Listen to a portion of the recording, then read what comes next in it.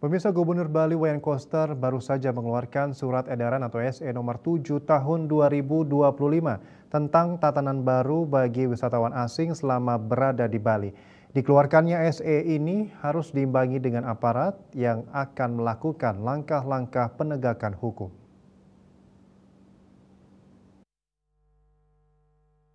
Sejumlah kalangan menyambut baik langkah Gubernur Bali dalam menata wisatawan asing selama di Bali.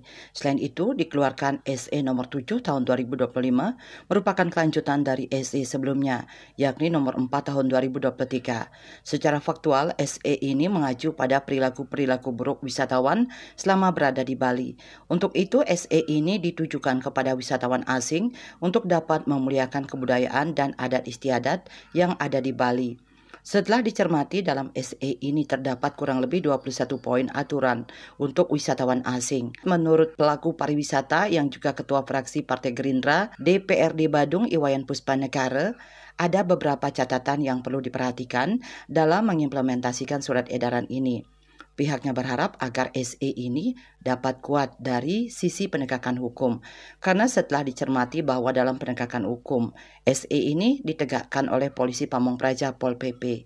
Dikeluarkannya SE ini diharapkan agar diimbangi dengan aparat yang akan melakukan langkah-langkah penegakan hukum. Sehingga kita berharap keluarnya SE ini diimbangi dengan aparat yang akan melakukan langkah-langkah penegakan terhadap peraturan daerah, dalam hal ini Pol PP gitu.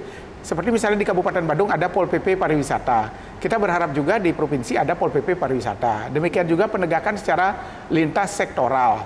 Misalnya dengan kepolisian. Karena kita tahu bahwa sebelum pandemi Covid kita kan kenal ada polisi pariwisata atau Tourist Police. Kita berharap ini dikolaborasikan penegakan hukum ini dari Polisi Pariwisata, kemudian dari Imigrasi, kemudian dari Pol PP, sehingga ada tim terpadu yang bisa menegakkan SE ini secara komprehensif. Maksud saya adalah ketika kita menegakkan law enforcement, tercipta efek jera.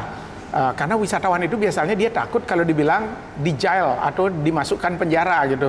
Nah, ini yang belum diatur di SE ini, karena yang saya cermati jika ada pelanggaran akan dilakukan sesuai dengan ketentuan peraturan perundang-undangan yang berlaku. Ditambahkan bahwa selain pengumuman yang dipasang di tempat destinasi maupun sarana kepariwisataan, dikeluarkannya SE ini juga diimbangi dengan rambu-rambu atau simbol. Karena pada dasarnya wisatawan asing lebih mudah memahami suatu kebijakan dengan dipasangnya simbol atau rambu terkait dengan adanya larangan. Selain itu, sosialisasi juga harus digencarkan ke semua pihak agar memiliki tanggung jawab yang sama dalam mengimplementasikan SE ini. Andika, Bali TV.